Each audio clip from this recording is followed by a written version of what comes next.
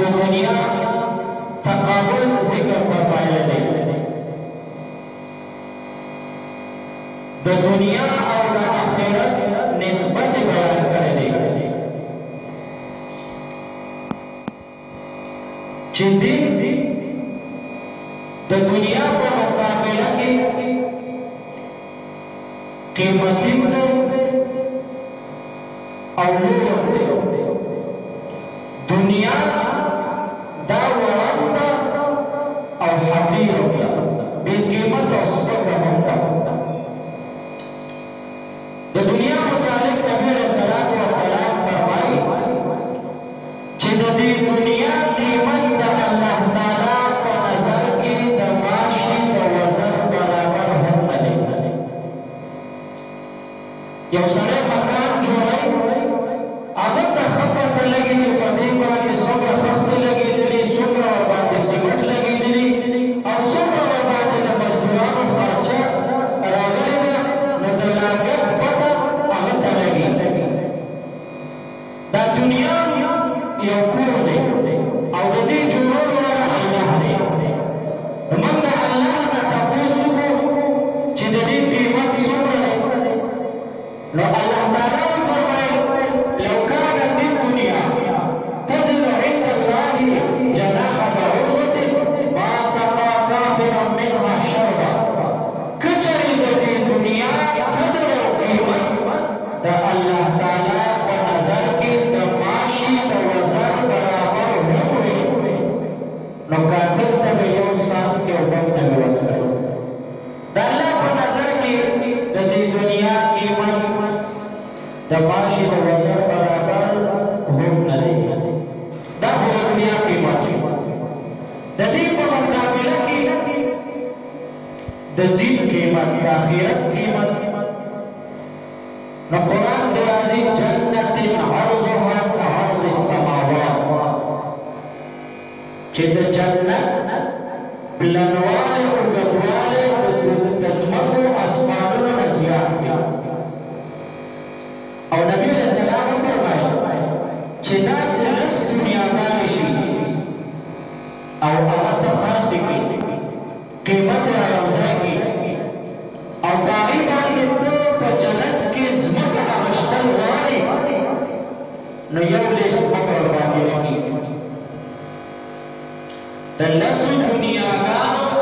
قیمت چې را یوځای کړي په آخرت کې په جنت کې ته ځمکه اغشتل غواړې، نو یو لیس ځمکه ورباندې نه کېږي. دا دومره قیمتي دی جنت. لیکن کوم جنت چې د هغې یو لیس ځمکه د لس دنیاګانو د قیمت نه زیاته ده، د هغې ټول جنت نه ستا ایمان قیمتي دی. د کوم جنت چې یو لیس ځمکه د لس دنیاګانو زیاته قیمتي ده، د هغې ټول جنت نه ستا ایمان زیات قیمتي دی. حضرت عمر چې وویل جنت عرضها كعرض السماوات، هغه وی حضرت د جنت د لمبایۍ چوړایۍ نه انکار نشته، لیکن وی ما د خپل ایمان په پیمانه باندې جنت ناکو، جنت وړوکی پاتو زما ایمان لوی وکړ. دا هغه د دنیا قیمت او دا د آخرت قیمت. د دنیا قیمت د ماشي د وزن برابر، پوره دنیا څه چې پکې دي، او د آخرت هغه ستا صرف دا ایمان چې تا ویلي لا اله الا الله محمد رسول الله، دا د پوره جنت نه زیات قیمتي دی. دا ستا لا اله الا الله چې دی دا د الله تعالی اتھارټي لیټر دی، د خدای اتھارټي لیټر دی. نبی علیہ السلام فرمایي چې دا ته ملک الموت ته واورې، ملک الموت به تا نه تپوس نه کوي، د قبر فرشتې به تا نه تپوس نه کوي.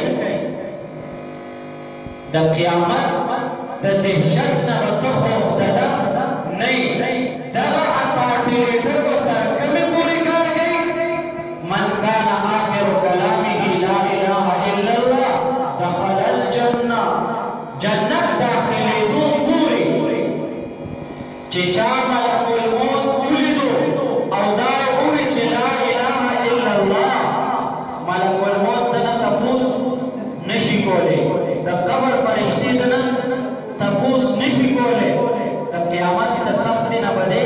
نه خبرېږي دا اپارټیلیټر به تر کومې پورې کار کوي دخل الجنه جنت داخلېدو پورې دنیا کې سړي ته د یو معمولي غوندې سړي اپارټیلیټر میلاو شي یو MNA د قومي اسمبلۍ یو ممبري زموږ یو مفتي صاحب د MMA دور وي هغه د قومي اسمبلۍ ممبر او دومره غوندې اپارټیلیټر یو دومره کاڼې ما ته راکړی په دې جیب کې به پروت و په تاړه به نه ورتلی په چیک پوسټ به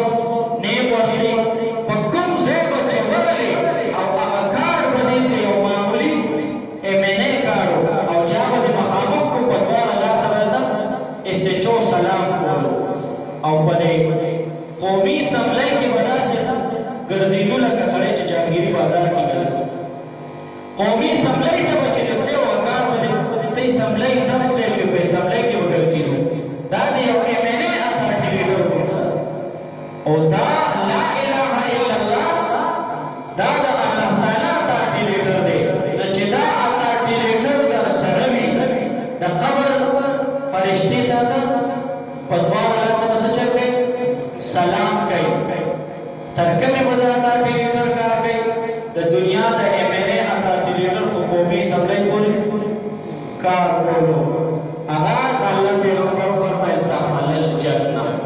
جنت داخلېدو پورې د چا مجال نشته چې تا د تپوسو کې اتار وکاو کي تا ته په دواړه لاسه سلام کوي نو هغه د دنیا قیمت او دا دی د آخرت قیمت د پوره دنیا